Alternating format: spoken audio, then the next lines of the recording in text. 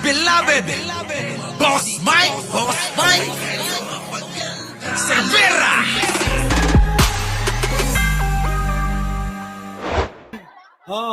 Eto naman kalyado ni Digong.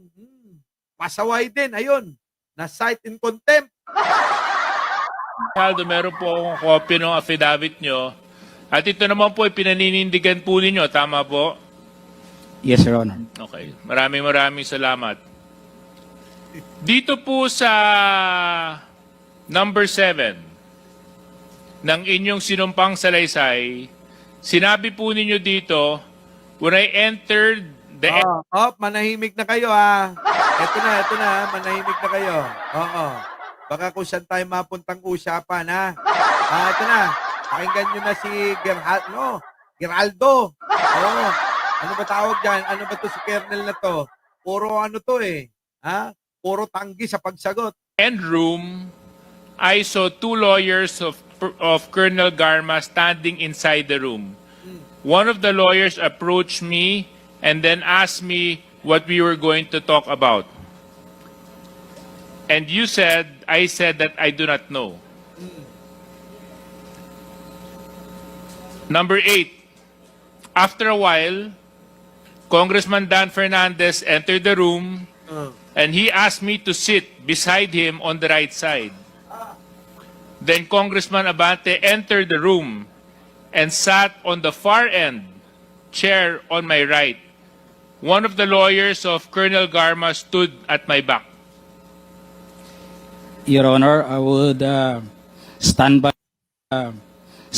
my statement Okay, to the so Senate I would under oath, Your Honor, and I invoke my right for self-incrimination. And I invoke my right. Oo, yan lagi sinasabi niyan. Tama na. Sige tuloy. Ay, mahalaga sa buhay natin ngayon mga kababayan, maging masaya lang. Grijaldo, ayan, bata ni Digong yan. Maging masaya lang tayo. Abay, marami akong nakita, Sabi ko nga sa inyo kanina, abay, yung mga kabaong naglipa na, nandun, nagkalat sa highway. Ala ko nga, kay Digong na yun, at saka kay Kibuloy Yung pala hindi. Tuloy. Your Honor. Point of order, Mr. Chairman. Point of order. What is he? Naglastog niyo, nakakainis yung itsura, no? Mga kababayan, parang nangiinis siya. Tuloy. Point of I don't see any reason why our guest keeps on invoking his right against self-incrimination. Iniinis nga kayo! Hindi nyo pa mag-gets? Hindi mo mag-gets. Kami gets namin. John, when Deputy Speaker J.J. Suarez was not asking him anything incriminating, he was just merely reading a portion of his affidavit. Kasi nga yun lang yung alam niyang isagot. Binilinan siguro ni Digong. Invoke ka lang ng invoke. Ganon. Hindi niya namamalayan. Nagbabasa lang ng statement. Itong si isang congressman, abay, sagot ng sagot. I invoke! Pero hindi naman siya tinatanong. Nagbabasa lang. So I don't like, Mr. Chair, that this committee, that our resource person may impress upon the public. Tama! Malamang ito ginagamit ito para magpapiling biktima, mga kababayan, si Grijaldo. Magpapiling biktima ka dyan? Para Para magalit yung mga tao? Tuloy. That we are here to corner him and to incriminate him. Please, tigilan mo yan. Oo nga. Hindi naman, Mr. Chair, it's not right to Galit yung mga congressman, mga kababayan. invoking self-incrimination when in fact DSJJ is not asking you any questions but merely reading his affidavit. Yan, nagbabasa lang affidavit, mga kababayan, si Kong JJ. Abay, ay invoke pa rin ang sagot. Salita ng salita. Ay, nagalit ituloy itong sino ba to? Crush ni Jojo Chavez to Baka naman ng message na pinapakita, Mr. Chairman, sa publiko, inaanggulo natin siya dito. I'm sorry, Mr. Chair, but I have to manifest this. I think his invitation to the Senate was discussed about EJK and illegal drugs. And nowhere in his affidavit did he mention anything about illegal drugs and EJK. Wala pa, wala pa. He did not share any inputs or his knowledge on illegal drugs. His participation in that Senate inquiry was merely to besmirch the reputation of some of the chairmen here. And as a result, attempting to degrade the integrity of the Quadcom. So please, I hate to admonish men in uniform. I have the highest respect for our policemen. But please, Colonel Grijaldo, stop invoking your right against self-incrimination. Nobody's asking you any incriminating questions here. Siguro nga, parang disusi si Grijaldo no? O ganito sabihin, si Ajong. Si Ajong pala yan.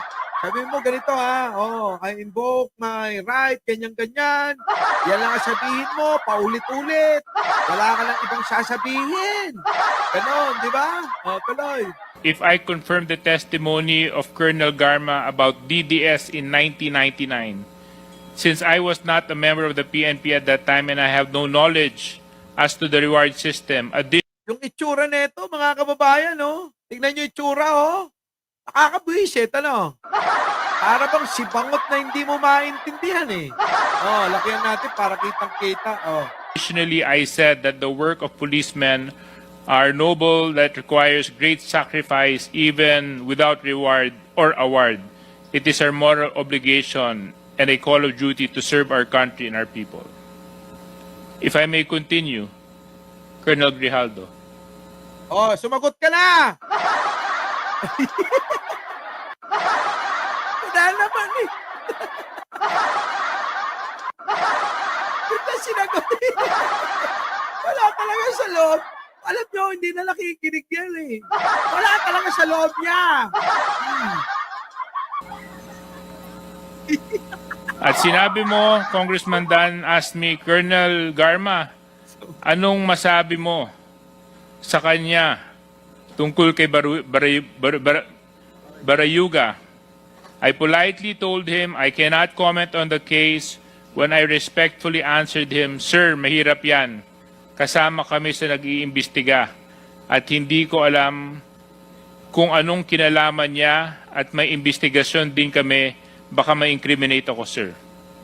Oo nga, ngayon ipakita mo daw yung angas mo. Sa Senado, angas-angas mo, porke may kakampi ka Di ba? Ngayon, pakita mo dyan, Dapat dyan ka makipagbardagulan o makipagbakbakan. Di ba? Pero mo, Kernel, ganyan.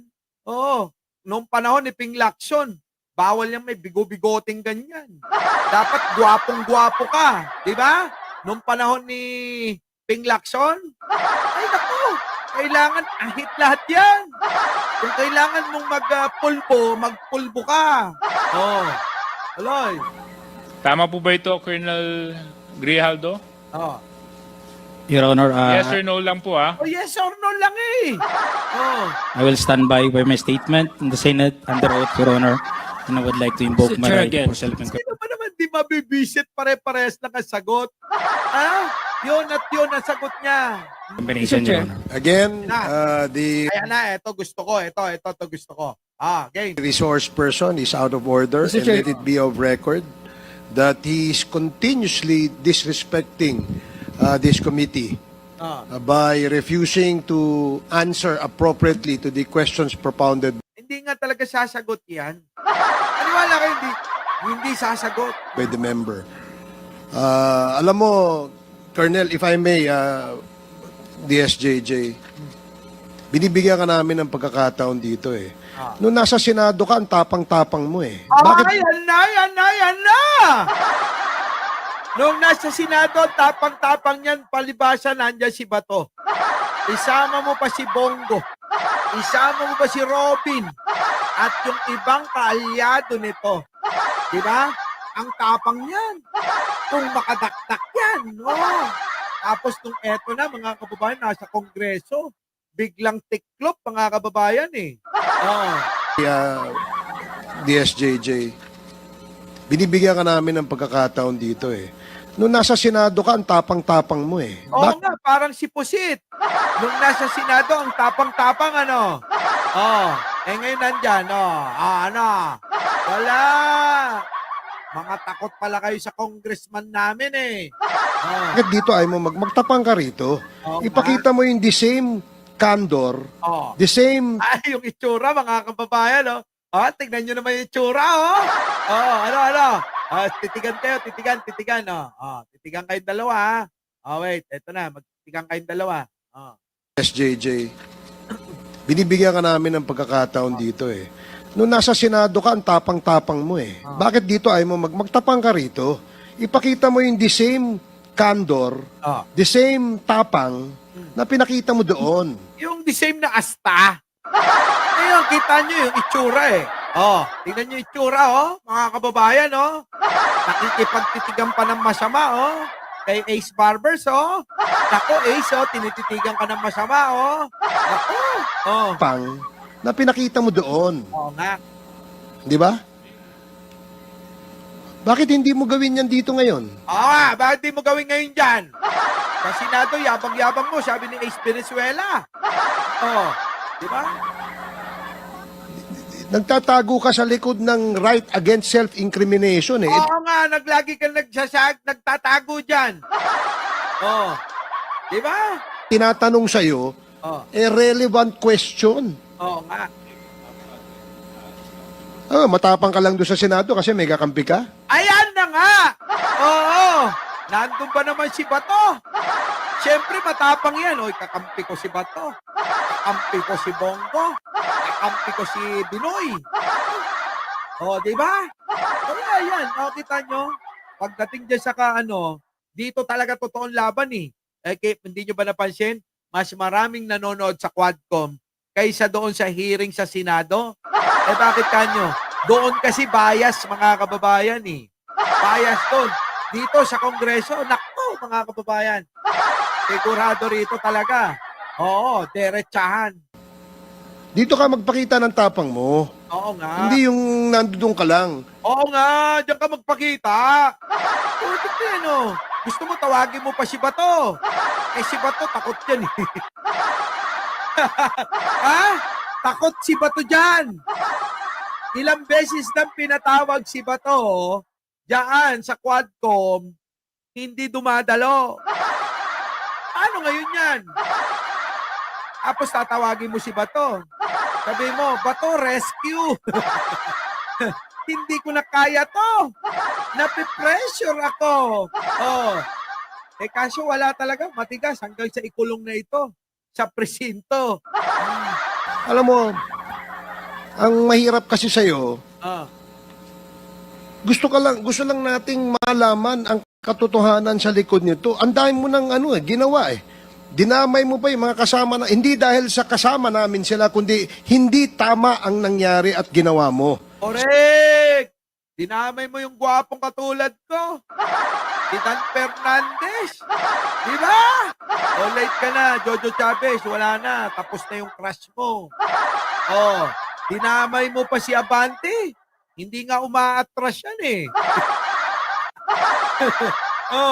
Dinamay mo lahat. Tapos ngayon, So, Colonel Grijaldo, babalikan ko lang. Totoo ba? O hindi? Na merong pumilit sa iyo na magsalita na hindi naaayon sa katotohanan. Yan, dapat sagutin mo yan. Nandiyan ka na eh. Pagkakataon mo na yan. Kasi mga kababayan, ang statement niya sa Senado, pinilit siya ni Abante, ni Dan Fernandez na magsalita. Yun yung statement niya sa may sa Senado. Ngayon, pagkakataon niya na sana na nag-inhibit naman na yung dalawa. Hindi na sumali sa pagiging chair. Nag-inhibit na para pare-parehas na sila, mga kababayan. Bakit hindi pa siya makipagsagutan dyan? Ibig sabihin, mga kababayan, takot. Oo, kasi babakbakan siya dyan. kung magsisinungaling siya. Kaya ang pinaka-the best, na gagawin niya, hindi na sumagot. Diba? Ulit-ulit na lang yung parang ginawa ni Sarah. Ito na nga yun eh. Kung pwede kay Sarah, pwede rin sa kanya. Dito sa Quadcom. Your Honor, I would like to invoke my right. Yan na nga yung invoke my right lagi eh. Invoke my right. Invoke my right. Paulit-ulit lang yung sagot. For self-incrimination, Your Honor. Mr. Chair, point of order. What is the point of order, Congressman Akop?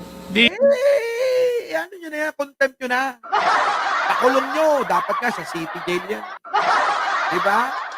Putik na yan, mga kababayan. Ito ang problema sa atin.